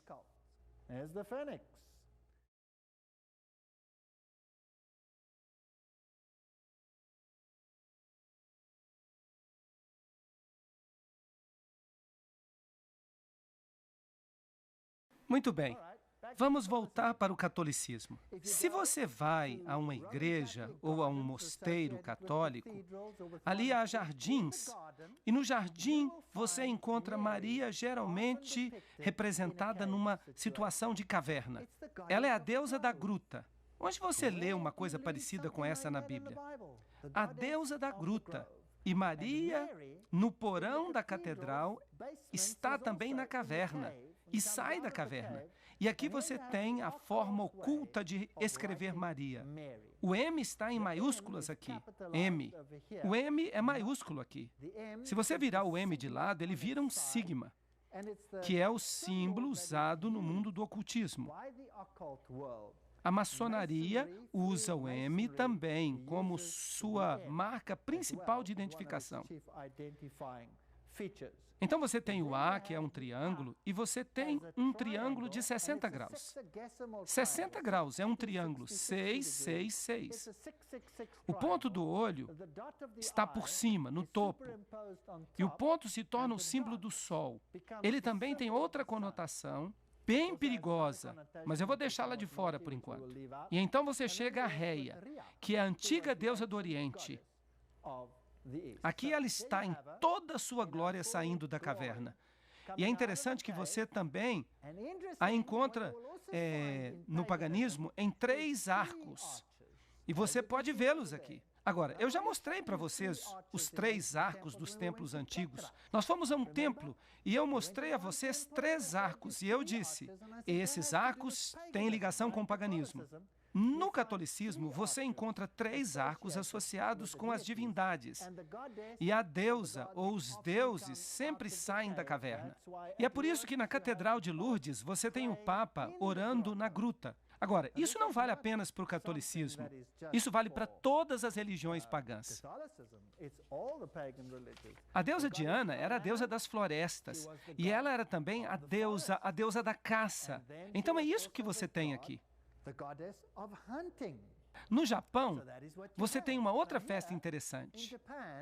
Esta é a deusa do sol, Amaterasu, enquanto ela emerge da caverna. Em suas festas anuais, eles celebram essa deusa. Notem que a face dela é pintada de branco e as suas mãos também são pintadas de branco. Quando as pessoas fazem mímica, por exemplo, as pessoas pintam as mãos de branco e pintam os rostos de branco. Esses são rituais antigos que podem ser ligados à adoração do sol. E nós os trazemos diretamente a nossas igrejas nos dias de hoje, como se fosse algo exclusivo, excitante. Mas, em última análise, nada mais é do que adoração ao sol. Agora, vamos tomar como exemplo a cultura africana. Quando acontece o ritual de passagem da fertilidade para a idade adulta, então eles também pintam o rosto de branco, de barro, e pintam as mãos. Então, é daí que tudo isso vem. E ela é a que esmaga a cabeça da serpente, mas Cristo é quem deveria esmagar a cabeça da serpente. Por ironia, ela não apenas esmaga a cabeça da serpente, ela nutre a serpente. Porque a serpente, através dela, representa a morte e a ressurreição, e é a contrafação da morte e ressurreição de Cristo. Assim, através do feminino, você tem o poder de fertilidade para produzir nova vida. E, portanto, isso tudo tem pesadas conotações sexuais. Encontramos a mesma coisa no catolicismo? Sim, infelizmente. Porque o catolicismo de hoje é a derradeira forma da religião antiga de Babilônia. E, portanto, infelizmente, o papado deve ser o sumo sacerdote dessa religião pagã e oculta antiga. Ali você tem Maria vestida de azul e branco. E ali ela está em pé sobre a serpente como a antiga deusa. E ela está em pé numa meia-lua, que é o símbolo do útero e o símbolo da deidade feminina. Por falar nisso, o azul pode ser a cor da obediência. Se você pega o santuário, o azul é a cor da obediência. Mas se você pega o lado negro do culto, então no outro lado você tem azul e branco, que é obediência e também justiça. Mas se você vira a deidade para o outro lado, então você tem o preto, e você tem a Madonna negra, e ela também tem azul, e o azul se torna a cor da promiscuidade. O azul é a cor da promiscuidade. Você já ouviu falar de filmes azuis? Vejam que os dois lados são adorados. Você tem Maria em pé sobre a cabeça da serpente. Agora vamos ver o que o catolicismo romano diz. Este aqui vem da catedral, a Catedral de Santa Maria na cidade do Cabo. E o pecador diz que aqui está a Imaculada Maria, na presença de toda a corte celeste. Eu te escolho hoje para minha mãe e senhora. Eu me entrego e me consagro a ti como teu servo, o meu corpo e a minha alma, os meus bens, tanto no interior quanto no exterior, mesmo o valor de todas as minhas boas ações, quer do passado, quer do presente ou do futuro, sem exceção, de acordo com o teu beneplácito, para a maior glória de Deus, neste tempo e na eternidade. Amém. Então, quem de fato se torna a principal divindade em sua vida? É Jesus ou é Maria? Deve ser Maria. Então, substituiu-se Jesus por outra divindade. Agora, Eu fiquei admirado, eu fiquei petrificado quando eu vim aqui na Síria. Eu estive recentemente na Síria. Eu fiz uma turnê por cidades antigas, sítios arqueológicos, e eu cheguei aqui a uma cidade chamada Sardes. Ela fica numa região totalmente islâmica. E aqui está essa grande estátua de Maria. E você tem essa imensa estátua de um veado. Agora, de acordo com a história, um antigo rei, estava viajando por aqui. E ele viu o veado. E ele foi caçar o veado. E ele deixou as suas tropas para trás. E ele pegou o seu arco e a sua flecha e atirou no veado. Mas o veado se transformou imediatamente em Maria. E Maria disse a ele: você precisa construir um mosteiro para mim neste lugar. Agora, este lugar não é um lugar de adoração apenas para católicos, mas para muçulmanos também. E isso é interessante, porque é aqui que as duas religiões se encontram. E aqui os milagres ocorrem. E neste mosteiro em particular, eles têm uma imagem. E essa imagem foi supostamente desenhada por nenhum outro senão pelo apóstolo Lucas. É uma imagem de Maria com a criança. Isso é estranho, porque Lucas não viu a Jesus quando Jesus era bebê. Mas, além disso, a imagem respinga lágrimas de óleo. E é claro, o óleo aqui é um representativo de purificação, algo que consagra você para propósitos sagrados. Mas uma pessoa saiu daqui carregando um pouco de óleo, e uma gota caiu no chão. E é claro que essa gota se transformou na imagem de Maria. Agora, este mosteiro foi construído num antigo monte. Então, isso me fez ficar desconfiado e eu pensei comigo mesmo, se este mosteiro fica em um monte antigo, então este é um dos lugares altos. E eu deveria ser capaz, então, de encontrar evidências antigas da adoração pagã da deidade sob a forma dos arcos antigos. Então, eu saí procurando ao redor do mosteiro e aqui, nesta colina, eu encontrei. Ele está ali, o mosteiro está sobre o monte, é um lugar alto, antigo. Esta é a caverna, ela está selada com a cruz, onde a antiga adoração acontecia. Há os arcos tríplices, e eles têm inscrições gregas, e eles são dedicados aos deuses pagãos da antiguidade. Então, pode-se dizer que o catolicismo nada mais é do que uma forma embelezada da antiga religião de Babilônia. Aqui está o lugar onde a gota caiu. E eles têm esta barra aqui com todas essas trancas. Eu não sei para que essas trancas servem. Elas não trancam nada. Ali é o lugar onde a gota caiu e se transformou na imagem de Maria. Vou aumentar para vocês. Aqui está. E esta é a antiga pintura que supostamente foi pintada por Lucas. E você tem todas essas incrustações antigas e formas pagãs de adoração. Aqui está o bebezinho, que é supostamente Jesus, e é adorado nesta catedral em Roma como Tamuz. Agora eles o chamam de Bambino, o bebê Jesus. Mas olhem para ele, coroado com ouro e prata. Este é o boneco mais precioso que você pode imaginar. Aqui estão todas as letras que escrevem Bambino. Aqui está, Tamuz. Jesus não veio assim, veio? Meu Jesus nasceu numa manjedoura. Ele não veio vestido em ouro e joias e prata, sendo adorado como um bebezinho dessa maneira. Aqui estão escritas as letras antigas. O catolicismo ensina que você pode ser perdoado antes de cometer pecados. Mesmo hoje em dia. E aqui você tem a Santa Escada. E sobre essa escada, o catolicismo faz alegações surpreendentes. Mesmo hoje em dia. Parece inacreditável. Esta é a escada na qual Jesus ficou em pé quando foi condenado por Pilatos. E ele estava com a coroa de espinhos, e o sangue gotejou, e há gotas de sangue, supostamente nesta escada ainda hoje. E eles colocaram pequenas placas sobre elas. Agora você pode se arrastar por essa escada, e se você fizer isso, e se você beijar os lugares onde as gotas de sangue supostamente caíram, então você consegue 90 dias de perdão. 3 meses de graça, antes do pecado. Você pode sair e se divertir. Você tem 3 meses de antecipação. Por falar nisso, de onde veio essa escada? Claro, a escada de Jesus estava em Jerusalém. Como é que ela veio parar aqui? Roma alega, e você pode ler isso ainda hoje, que ela apareceu uma noite transportada por anjos de Jerusalém e chegou até Roma. E ali estava ela em pé, numa manhã, e eles decidiram então construir uma catedral ao redor dela. Você pode acreditar nisso se você quiser. Vamos falar sobre a missa agora. Esta fotografia vem da Igreja de Todas as Nações. E você nota aqui que o altar está sobre uma rocha. Agora, em todas as religiões pagãs, você tem a adoração da rocha, a adoração da rocha santa. E Deus, no Velho Testamento, constantemente nos adverte contra essas rochas santas. O catolicismo está cheio dessas rochas.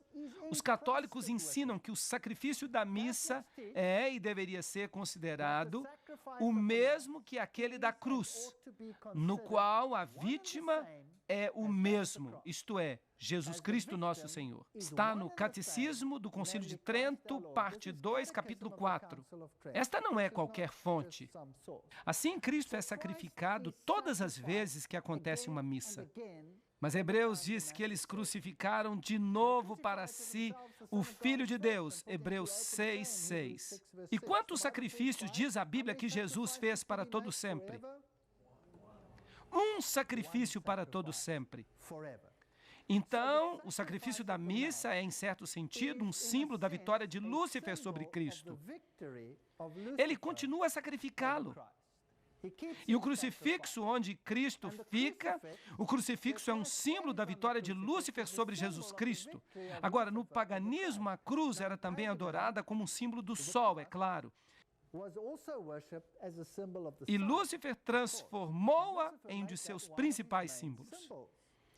Agora, Hebreus 10:14 diz, com uma oferta, um sacrifício, ele aperfeiçoou para sempre aqueles a quem ele santificou. Se você olha no Vaticano, isso vem do Museu do Vaticano, você tem um anjo que carrega a tríplice coroa que apoia Cristo sobre a cruz, mantendo-o na cruz. Então, o crucifixo, em certo sentido, é um símbolo da vitória sobre Cristo. E comer o pão é um ritual pagão antigo.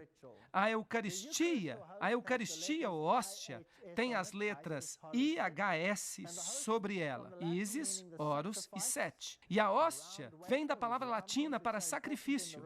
A hóstia redonda, cujo formato redondo é tão importante no mistério romano, é outro símbolo de Baal. Então, o formato redondo é um símbolo do sol. E aí você o tem mesmo no lado da cruz, que também é um símbolo do Deus Sol. Muito bem, aí está. Na Síria, nós temos o símbolo do Sol, que era redondo, e foi colocado na meia-lua, que era o símbolo do nascimento no útero do Deus Sol. E ele era chamado Baal Haddad. E sempre havia uma estrela na lua. E a estrela representa a estrela do Oriente. Ela era chamada de Cão Maior e era uma representação de Sírio. Agora, lembrem-se dos antigos magos, os 3 reis magos que vieram a Jesus, está bem? Agora, o ocultismo hoje em dia, em sua forma maçônica, ensina que os reis magos seguiram uma estrela do Oriente e a seguiram até Belém. É isso que eles ensinam. Pergunta, se os reis magos vieram do Oriente, então onde estava a estrela em relação a eles? Sobre Belém? Ela estava no oeste. Então, de fato, a estrela que eles estavam servindo não é a estrela que representa Jesus Cristo, mas aquela no Oriente que representa Sírio, Cão Maior, e é um símbolo de Lúcifer, não de Jesus Cristo. Então, esse era o símbolo mesopotâmio antigo de Baal Haddad, a estrela ou o disco redondo. Não importa se é um ou outro. Um é o símbolo de Horus, que é o renascimento, e o outro é a forma de Osíris, que é a forma adulta. Não importa, é tudo uma só coisa.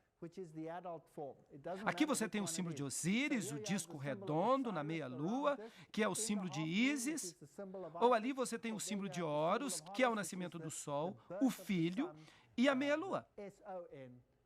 Agora, quem é que usa esse símbolo hoje? Que religião tem isso como seu principal símbolo? O Islã. Para o Islã, esse é o símbolo principal. O islamismo e o catolicismo estão lado a lado. Você vai para o Oriente Médio, você vai para os países islâmicos, onde o evangelismo é proibido, onde você não pode fazer prosélitos em nome de Jesus Cristo. Você encontra mesquitas e catedrais católicas, uma ao lado da outra, onde quer que você vá.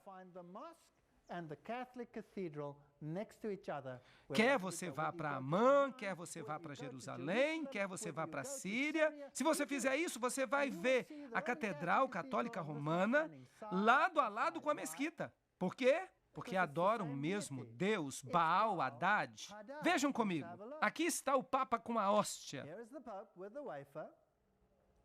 A forma redonda que representa Baal. Ali está ele com uma taça, Baco, deus do vinho e da bebedeira. E eles servem vinho fermentado. Mas a Bíblia diz que o símbolo era um pão sem fermento. E, portanto, se o fermento é um símbolo do pecado, então eles deviam usar o vinho sem fermento também. Mas os católicos usam o vinho fermentado e o símbolo redondo, e eles colocam tudo isso junto com a meia-lua. E por falar nisso, nesse mosteiro católico, você tem raios do sol com ondulações e raios retos. Os raios retos representam o Deus masculino. E este aqui tem as letras SFS sobre ele. Agora, na religião de mistério, você tem que descobrir o que essas letras significam. Você tem que entender os truques deles. Aqui está outro mosteiro, a meia-lua. E então, quando a missa é celebrada, no meio da missa, então o disco é colocado ali e você tem exatamente o mesmo símbolo da deidade que é usada no islamismo. Exatamente o mesmo símbolo. E ali está outro com a hóstia. Ali você tem Baal Haddad. Ali também está na antiga cultura hitita. E você tem o símbolo dos pavões, por falar nisso. Aqui você tem a meia-lua. Ali você tem a face de Apolo, o círculo. E então você tem a coroa de louros, normalmente com 13 folhas ao redor dela. Ah, por falar nisso, que poderosa organização em nosso planeta usa esse símbolo? As Nações Unidas. E isso é muito interessante. ONU. Que, por falar nisso, é o nome de outra divindade. Mas eu vou falar sobre isso depois. Aqui você tem Mitra, o mitraísmo. Agora, o Mitra é aquele que mata o touro. E você tem um cão que o ajuda. E ali você tem uma serpente que o ajuda. E você tem um escorpião que pica o touro num lugar muito estratégico. E se você olha para o chapéu de Mitra, que tem esse formato, esse é o chapéu de Mitra, o mitraísmo. Agora, eu quero que vocês olhem para esse chapéu com cuidado, porque na próxima palestra eu vou falar mais sobre isso. Vocês vão ficar admirados quando eu falar sobre o chapéu de Mitra. É muito interessante. A estrutura do culto era hierárquica, através de uma série de 7 graus. Cada um deles tinha um símbolo especial. Córax era o corvo sob Mercúrio. Ninfos foi um neologismo que significava noivo. Esses são os níveis do mitraísmo. Sob Vênus, a deusa. Assim, os sacerdotes de Mitra tinham que ser celibatários, porque eles se casavam com a deusa Vênus como se fossem seu noivo. Será que nós temos um sistema religioso em que os sacerdotes do sexo masculino têm que ser celibatários? Muito bem, então nós temos Mili, a pedra de moinho, sob Marte, nós temos Leão sob Júpiter, Pérses sob a Luna, isto é, a Lua, Heliodromo sob o Sol e, finalmente, nós temos Pater. Esse é o grau mais elevado, o grau superior do mitraísmo. O pai fica sob Saturno e Saturno é o deus do submundo. Saturno é o deus da morte. Saturno é o equivalente do deus Sete na trilogia egípcia. Agora, pater, pai. Nós temos um sistema religioso hoje no qual o sacerdote é celibatário, no qual a deidade que faz o papel de mediador é feminina e no qual ele é chamado pai. Nós temos um sistema assim hoje. Se eles dizem sim, então deixe-me ser sincero com você, eu não quero parecer um estranho aqui hoje. Vamos dizer que se parece muito com o sistema velho, então qual é a possibilidade que seja de fato o sistema velho? 100%, eu lhe garanto. Quando eles adoravam o deus sol egípcio, Osíris, eles lhe davam uma hóstia redonda exatamente como se faz hoje. E esta hóstia é carregada ritualmente através das ruas no catolicismo, como era nos tempos pagãos. Baal Haddad, o sistema é um sistema de Roma. Você acha que, na análise final, as grandes religiões do mundo terão qualquer problema de se identificar com o bispo de Roma? Sim ou não? Não, eles não terão nenhum problema, porque sob essas várias camadas de doutrina oculta, o que as massas sabem, o que os que estão dentro sabem, no topo disso tudo só há uma religião, todos servem o mesmo mestre. Agora, não vou ser eu que vou dizer para você a que mestre eles servem, porque vocês poderiam me acusar. Vamos deixar que a Bíblia fala. Quem deu a ele o seu assento, o seu poder, a sua grande autoridade? Apocalipse capítulo 13. O dragão. E quem é o dragão de acordo com a Bíblia? É Satanás. Isso é adoração a Lúcifer. Aqui você tem os símbolos da lua, do sol e a estrela no catolicismo em todas as catedrais. Este aqui é fascinante. Esta é uma catedral católica na Alemanha. Eu fiquei admirado. Está aqui por toda parte. Olhem, mesmo nesses relógios, eles sabem o que estão fazendo, sabem o que estão fazendo. Este é um edifício moderno. Aqui você tem o símbolo da lua e da estrela. E quando o ponteiro do relógio anda, você tem o nascimento do Deus Sol, Baal Haddad. Baal Haddad. Baal Haddad falando ao mundo quem é Deus.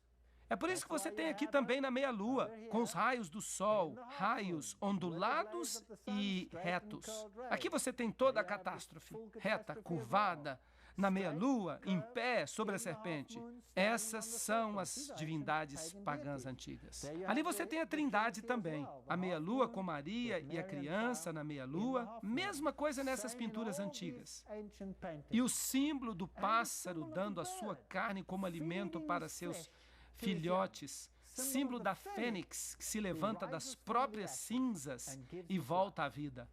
No livro 6 Diálogos sobre o Dia do Senhor, está escrito, o domingo sendo o dia no qual os gentios solenemente adoraram esse planeta, é assim que eles chamavam o Sol. Os cristãos acharam adequado manter o mesmo dia e o mesmo nome para o dia, para que eles não parecessem belicosos e assim dificultassem a conversão dos gentios. Esse é o raciocínio católico romano. Em outras palavras, o domingo, adorado no dia do sol, esse é o raciocínio católico romano. Assim, em outras palavras, o domingo, a adoração no dia do sol, entrou para a igreja. A Bíblia diz, seus sacerdotes violaram a minha lei e profanaram minhas coisas sagradas. Eles não fizeram diferença entre o santo e o profano. Nós vimos como Roma mudou o dia de adoração do sábado para o domingo, a fim de se alinhar com o culto pagão. No dicionário Webster, edição de 1929, encontramos: o domingo é assim chamado porque esse dia era antigamente dedicado ao sol, ou à sua adoração, o primeiro dia da semana. Aí está a razão. É porque é de fato a adoração. Eles não estão enganados. Aqueles que estão na liderança sabem exatamente o que estão fazendo. Eles sabem exatamente. Aqui está a face da criança dentro do símbolo da fertilidade no altar católico romano. E o que está ao redor? Eu nem vou explicar, eu vou deixar isso de lado. Símbolo masculino e feminino e a face de Apolo. No Mundo Católico de março de 1984, na página 809, está escrito: o sol era o principal. Principal o quê? Principal símbolo do paganismo, Daí a igreja parece ter dito: podem continuar com o velho nome pagão, vai continuar consagrado, santificado. E assim o domingo pagão, dedicado a Baal, se tornou o domingo cristão, sagrado a Jesus. Esse Jesus, no entanto, não é Jesus de Nazaré. Esse é outro Salvador. Javé, o Salvador, o outro Deus no lugar, o Salvador contrafeito. Aí você tem o sol como símbolo ali. Ali você tem como símbolo de um vidro manchado, da mudança da lei. Há apenas 3 em um tablete, mas deveria haver 4. Ali você tem a face de Apolo no templo grego.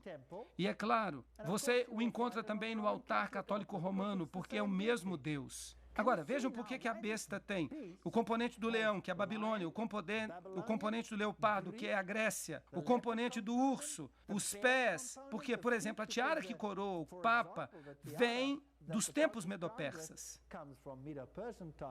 Ali está, na Escandinávia, aqueles velhos símbolos sobre a parede, porque os símbolos do sol estão por toda parte. Este é um culto de fertilidade. E tudo isso aqui deste lado é um símbolo da vitória de Lúcifer contra Adonai.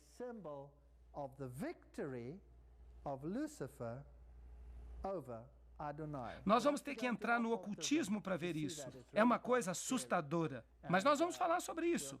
Há aqui outra coroa tríplice, supostamente representando Deus o Pai. Aqui está o crucifixo sendo carregado por toda parte, o símbolo da morte de um e da ressurreição do outro.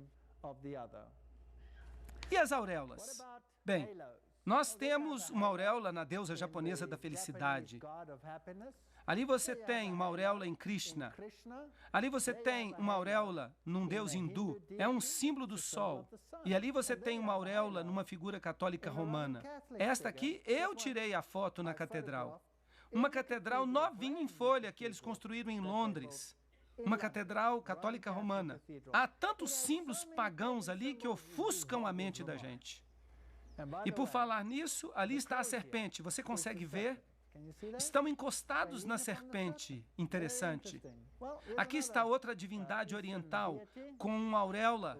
Ali estão deuses japoneses e chineses com auréolas. E o símbolo da cruz. Ali você tem, em Mesopotâmia, era um símbolo do Deus Sol. Isso foi muito antes de Cristo, muito antes de Cristo. Ali está de novo na Mesopotâmia, ali está num relevo. Esta cruz está numa forma diferente, porque esta forma é o símbolo da vida, a divindade da vida. E os sacerdotes pagãos usam este símbolo ao redor do seu pescoço. Então você tem esta linha que rodeia, desce e se estica até aqui. Agora, quem é que usa uma coisa parecida com essa hoje em dia? Os sacerdotes católicos é que usam. Esta parte indo em volta do pescoço e às vezes as linhas sobem pelo lado, simbolizando exatamente a mesma coisa. Aqui está a estátua de Maria segurando um relâmpago em sua mão. Agora, o que Maria tem que ver com relâmpago? Bem, há uma estátua de Zeus com um relâmpago em sua mão, porque quer que você use a figura masculina ou a figura feminina, esta divindade sendo andrógina, não importa, é tudo a mesma divindade. Símbolos pagãos, sinais manuais. Este aqui é o símbolo pagão da antiga Trindade. Também é mostrado aqui. E ali está no catolicismo romano. Ali está na antiga estátua de Júpiter, que hoje é reverenciada como a estátua de Pedro. Mas ela vem diretamente de um templo pagão, diretamente para o Vaticano. E ali está ele, com o antigo símbolo pagão. Ali está alguém beijando-lhe o pé. E ali você tem o mesmo símbolo nas tribos nórdicas. Ali está a mão de Buda, exatamente a mesma coisa. Ou você pode ter desse outro jeito, com 3 dedos. Ali está no papado. Ali está o mesmo símbolo no budismo. Conseguem ver isso? Eles usam exatamente a mesma coisa. São exatamente a mesma coisa, certo? Por trás dos bastidores. Agora vamos falar das catedrais mais modernas. Aqui está o símbolo do Sol e um Yin-Yang tríplice, que é o antigo símbolo da adoração do Sol. Você o encontra na Catedral Católica Romana e esse aqui é fenomenal. Aqui está o símbolo num piso de Londres, a principal catedral católica, o antigo símbolo tríplice Yin-Yang, que foi reduzido agora apenas a 2, representando o bem e o mal. E no meio de tudo isso está essa estrutura. Se você não está satisfeito ainda, deixe-me levar você para esta catedral romana. Esta é uma catedral onde as pessoas mais importantes do mundo, eu estou falando aqui dos líderes mundiais, é aí que eles vão. O que é isso na porta desta catedral católica? Vocês reconhecem?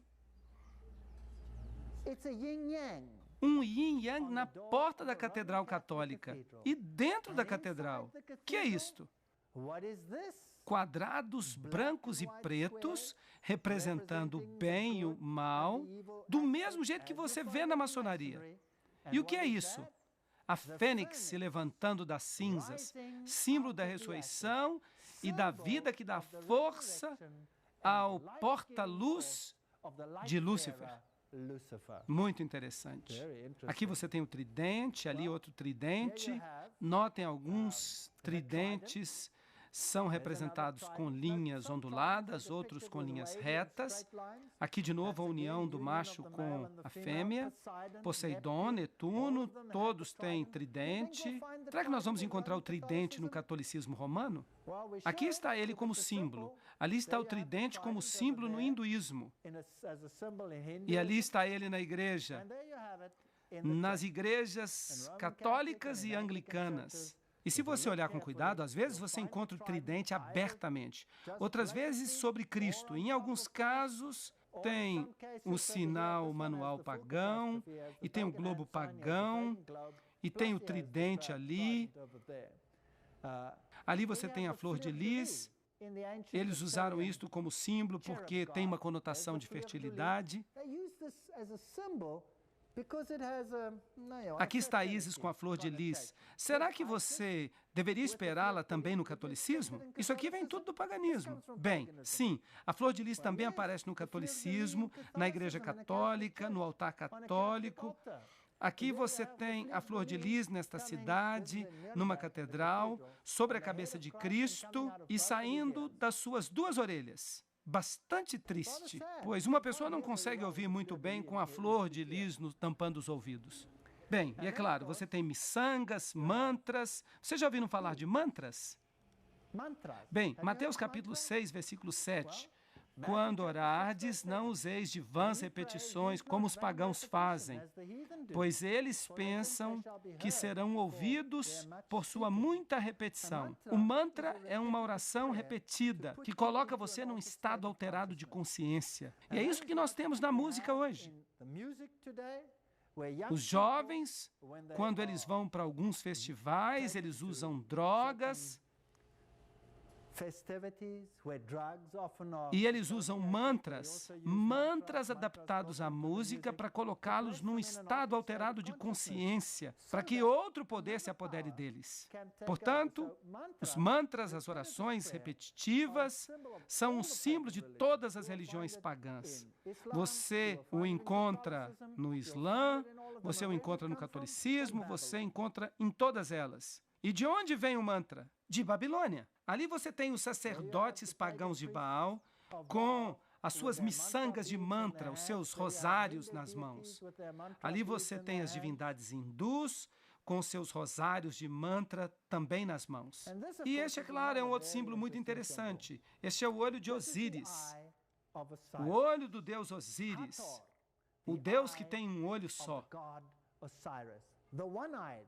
Ali você o tem num altar de uma catedral católica da França. É sempre o símbolo de Osíris, o símbolo da forma masculina de Osíris. Ou da forma feminina, a vaca sagrada. a deidade feminina. Ela era adorada no culto de fertilidade como uma vaca que dava leite, que nutria o seu filhote, ou como a linda mulher.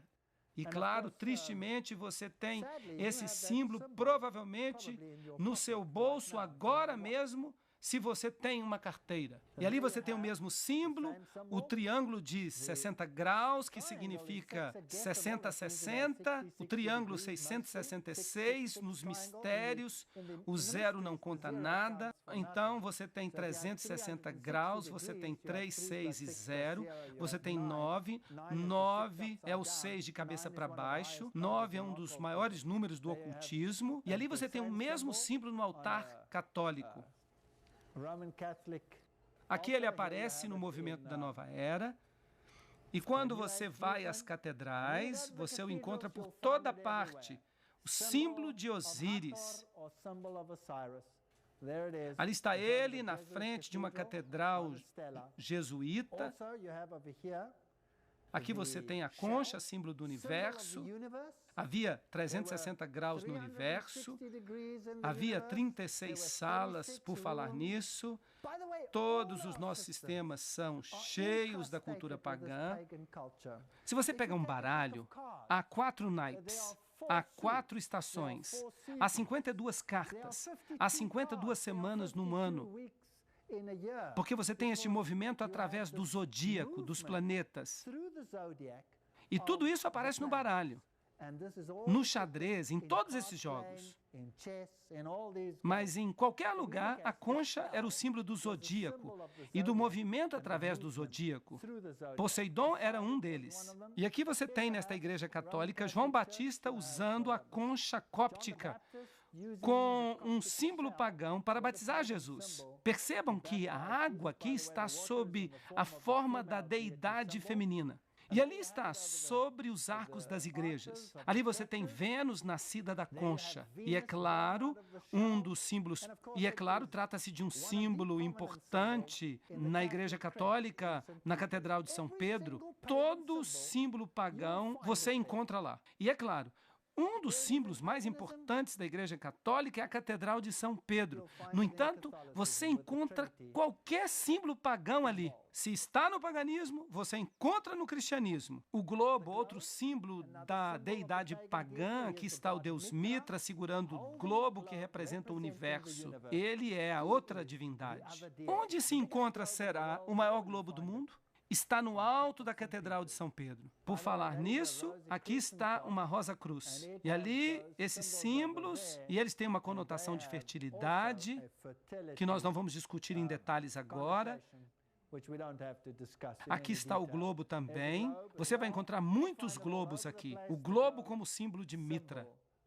Este é Tammuz, mas eles dizem que é Jesus com o rosário ao redor do pescoço e com o globo em sua mão. O mesmo com essa estátua aqui, o globo na mão, a adoração do Sagrado Coração que você encontra no catolicismo. Ali está entre os astecas, você o encontra em todas as culturas pagãs. Vem de Babilônia. E se você for para o Vaticano e observar o principal centro desse tipo de adoração, você encontrará todos os símbolos da adoração do Sol bem ali na Catedral de São Pedro. A adoração do Sol, a adoração da Lua. Aqui você tem as pilastras serpentinas da abóbada de Bernini. Você tem todos os aspectos da adoração do Sol. Você tem até a cúpula, que é conhecida como a cúpula do Sol, símbolo da adoração do Sol.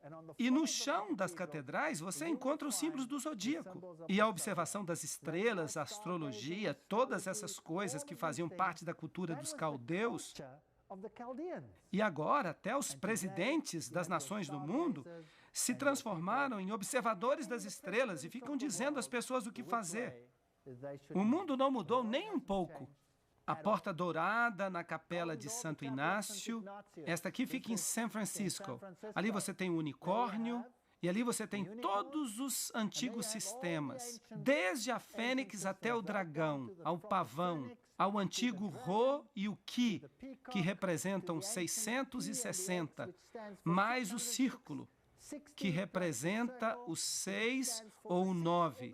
Lembrem-se do círculo ao redor dele. 360 graus.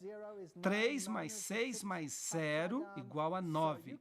9 é o 6 de cabeça para baixo. Você tem aquele símbolo pagão em muitos dos altares, e ele representa 666.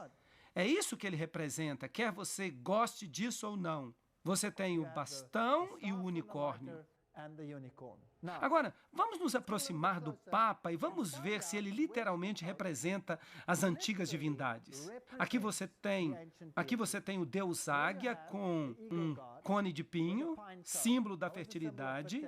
Aqui você tem o antigo querubim alado com um cone de pinho, que era símbolo desse poder através do culto da fertilidade.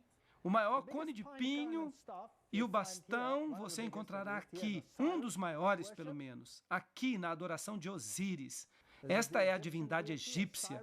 Osíris tinha o cajado do pastor com um cone de pinho sobre ele. E ali você tem uma divindade hindu com um cone de pinho na mão. Então, eles são tudo a mesma coisa. Aqui como símbolo da religião mexicana, os pinheiros no Natal, tudo isso é interessante. Ali você tem Dionísio com o seu cajado, com o cone de pinho sobre ele. Ali está Baco com o cone de pinho.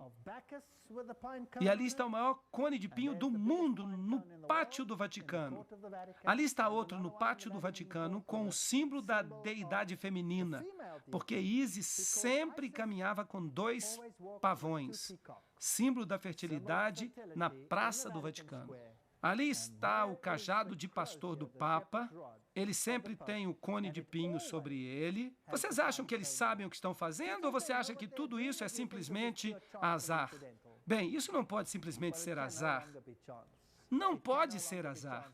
Este é o cajado que o Papa atual usa. E é o mesmo, por falar nisso, que o Papa anterior usava. E ele tem esta cruz, uma cruz torta. E ele tem Jesus aqui como se formando um triângulo de 60 graus. Ali está o cone de pinho no seu cajado, e a cruz torta é o símbolo de Lúcifer. Ali está o cone de pinho no seu cajado, e a cruz torta é o símbolo de Lúcifer. Você a encontra na adoração a Lúcifer. Você a encontra na adoração a Satanás. Você a encontra em lugares que você menos esperaria. E as festas pagãs do cristianismo? O símbolo solar e as festas da França. Nós temos o solstício do verão, o solstício do inverno. Aqueles que participam das festas de São João e da festa da Imaculada Conceição, eles saltam sobre o fogo. Esses são festivais católicos, mas são também festivais pagãos. Aqui você tem a antiga adoração europeia do sol e a adoração aos druidas. Exatamente a mesma coisa. Acende-se a fogueira, o movimento circular dos druidas. Os druidas hoje estão vivos e muito bem na Inglaterra. Vocês sabiam disso? E vocês sabiam que sua adoração... Bem, não vamos entrar em detalhes. Vamos deixar um pouco para mais tarde.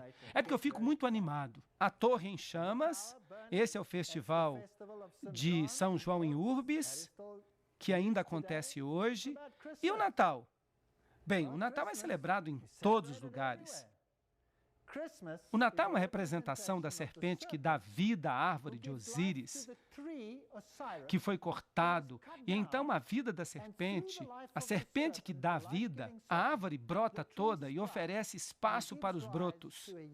Esta foi decorada com globos redondos e iluminada em tempos antigos para celebrar o renascimento de Osíris sob a forma de Horus. Eles também pegam a lenha, que chamam de lenha de Yule, e a jogam no fogo, representando a morte e o sofrimento de Osíris com sua ressurreição. O visco, que é um símbolo de Natal, mas também de fertilidade e amor. Se você fica debaixo do visco e recebe um beijo, já era, você se apaixona. Bem, qual era o sacrifício que se fazia aos deuses naquele dia particular? O principal sacrifício era de 2 animais imundos, o ganso e o porco. Se você vai para a Europa, na Alemanha há o jantar do Natal, que é o ganso de Natal. Se você vai para a Inglaterra, é o presunto defumado. o presunto e o ganso, as duas ofertas. Mais tarde, pássaros diferentes foram substituídos, mas a divindade do porco está bem aí. Aqui você tem a deusa Amaterasu. Aqui você tem a adoração da deusa Amaterasu. Aqui você tem a adoração da deusa Amaterasu ou Súria. Se é Amaterasu ou Súria, é irrelevante. Aqui Súria cavalga pelos céus com seu cavalo que puxa uma carruagem. E no solstício de inverno, Súria cavalga também os céus em sua carruagem. Bem, a depender de onde você está, aqui você tem Súria puxado nos céus por uma carruagem puxada a cavalo. Se você fosse Zeus, por exemplo, deus da Grécia, então você seria puxado nas nuvens através do céu no solstício, que era o dia 25 de dezembro. E você então viajaria numa carruagem puxada por bodes.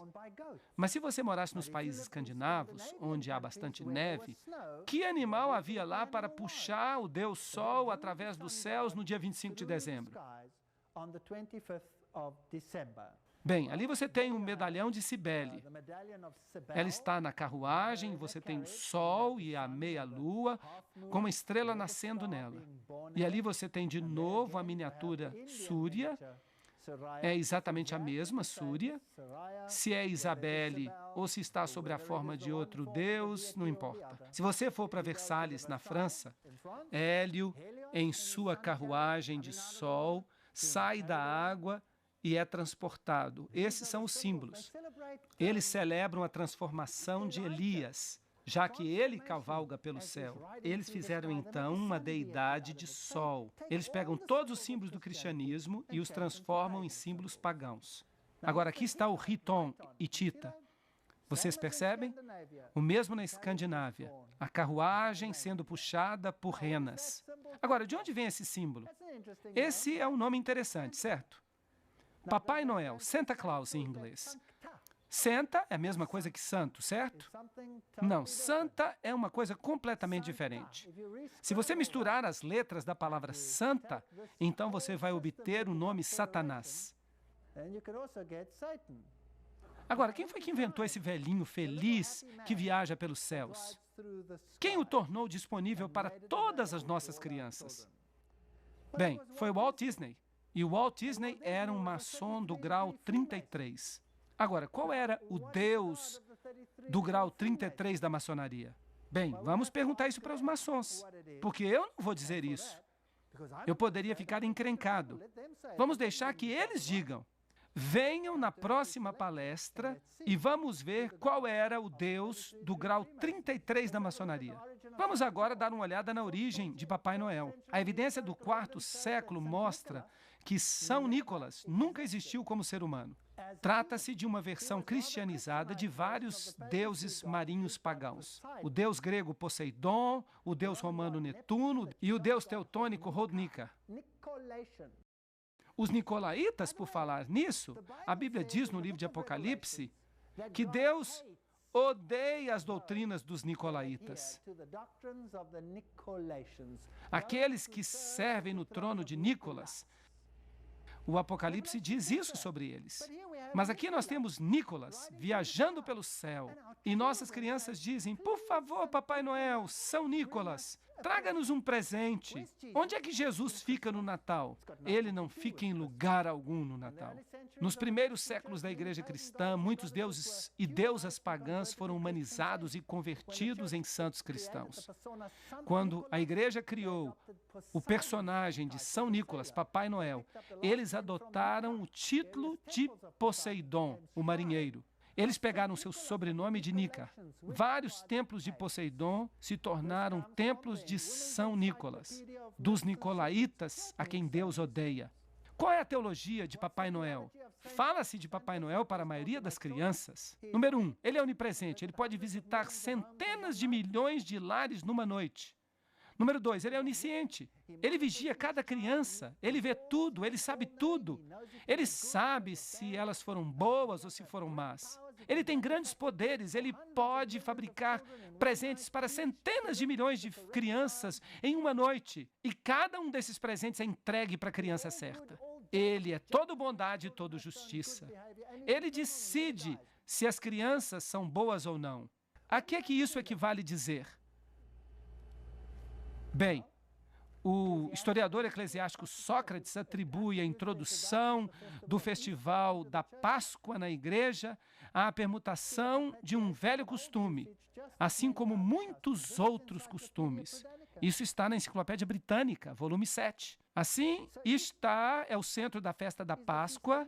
Vocês sabiam que o Papa mudou o calendário para alinhá-lo? É por isso que nós temos o calendário gregoriano hoje, para alinhá-lo com a festa pagã de Istar e forçar a sua adoração no mundo cristão. Isso é paganismo. Nós pensamos que somos cristãos, mas não somos. Vamos ver a Enciclopédia Católica, ela vai nos ajudar aqui. O fogo da Páscoa é aceso no alto das montanhas. Esse é um costume de origem pagã, mas a igreja adotou sua observância na cerimônia de Páscoa. Eles admitem. Bem, a Páscoa, o ovo, Heliópolis, Tifão, o ovo. Onde você lê sobre o coelhinho da Páscoa e os ovos na Bíblia? Eu nunca vi isso na Bíblia. Mas aí está, ovos pintados antes de Cristo. Vem do paganismo. Vem da adoração do sol. Ali está outra roda solar que a Madonna está segurando. É uma representação moderna num altar católico. E a maior roda solar do mundo está na Praça do Vaticano. Aí está. Agora, esta é uma história interessante. Esta roda solar, ela tem 8 aros. Você pode contá-los aqui. 1, 2, 3, 4, 5, 6, 7, 8. No meio você tem o símbolo principal do Deus Sol, que é o círculo, com a cruz dentro dele. Vocês se lembram que eu mostrei para vocês o touro e o leão olhando na direção do círculo com uma cruz dentro? Esse é o símbolo da adoração do Sol. E no meio você tem isto aqui. Veja, o símbolo de Osíris transportado do Egito para este lugar específico. E foi o Papa que o moveu para esse lugar. E ele contratou algumas pessoas para transportá-lo. E ele decidiu que, se aqueles que transportavam isso para este lugar deixassem-no cair e quebrasse, todos os trabalhadores seriam executados. E foi por isso que foi muito difícil encontrar alguém disposto a fazer o transporte. Mas eles finalmente transportaram e o erigiram. Agora, a coisa interessante é que você tem essa imensa roda solar e você tem uma roda dentro da roda. Ali está, a roda dentro de uma roda maior. Agora, o trono de Deus em Ezequiel é descrito como uma roda dentro de outra roda. E aqui está o trono de uma outra divindade descrito como uma roda dentro de outra roda. Nós temos hoje em nosso planeta um representante vivo, real, de todas as divindades de Babilônia. Em outras palavras, as roupas, o título Pontifex Maximus podem todos se ligar através da história e estão todos presentes no papado. Eu não estou condenando a nenhum católico romano. Lembre-se que eu não estou falando de pessoas, eu estou falando de um sistema. Esse sistema o representa. E eu creio que há muitos sacerdotes no catolicismo que servem a Deus com o melhor de sua consciência e Deus os reconhece como seus filhos. Eu creio isso.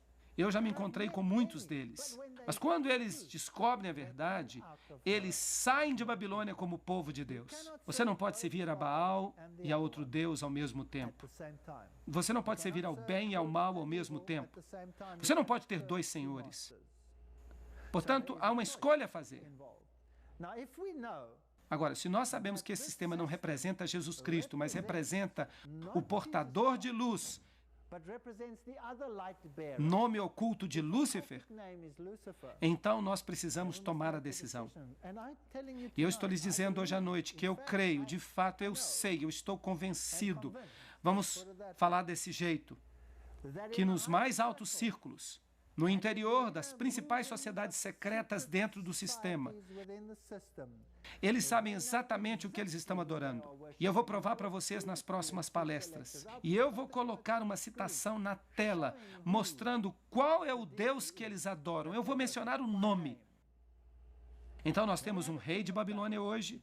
Se alguém se prostrar diante dele e aceitar a sua autoridade acima da autoridade de Deus, então essa pessoa está se prostrando ao sistema e se torna súdito do rei de Babilônia. E nós, como cristãos, não deveríamos fazer isso. Porque a Bíblia nos diz: saí dela, povo meu, para que não sejais participantes dos seus pecados. Eu sei que esta é uma informação terrível, mas o que eu fiz foi mostrar para vocês o paganismo.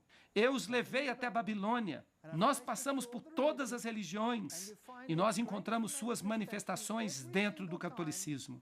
Desde o cajado que o Papa carrega, com as incrustações pagãs sobre ele.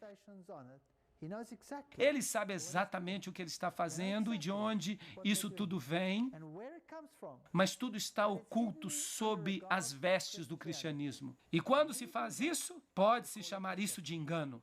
Agora, eu fui católico, e quando eu vi estas coisas, quando eu estudei Daniel capítulo 7, eu fiquei devastado, eu fiquei doente, porque eu era de fato um sincero católico. Eu fiquei doente, eu estudei as escrituras e eu fui para as bibliotecas para ver se essas coisas eram mesmo assim, e elas eram assim. Eu estudei a história e eu disse, tem que haver uma saída, isso não pode ser, mas foi, e no fim eu não tive escolha.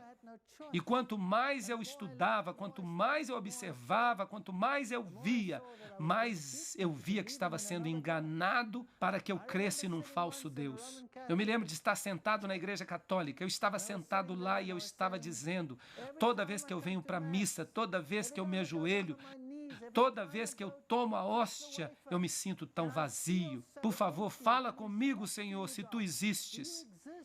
E eu me sentei naquela igreja e eu disse, Deus, se tu existes, revela-te a mim e mostra-me que tu existes, porque eu não posso compreender esse ritual. Eu não estou feliz neste ritual. Eu preciso de um relacionamento no coração. Dize-me se tu existes. Esta foi a pergunta mais perigosa que eu já fiz, porque ela me levou até a Bíblia. E ela me levou a compreender as coisas que eu mostrei para vocês hoje à noite. Eu não condeno nenhum católico. Eu já fui católico, toda a minha família é católica, e eu amo a minha família. Eu não quero que eles se percam. Eu não quero que ninguém se perca. Eu não estou condenando, eu estou revelando. Escolham neste dia a quem vocês vão servir. Obrigado por terem vindo e voltem para as próximas palestras. Por favor, não as percam. Obrigado por terem vindo.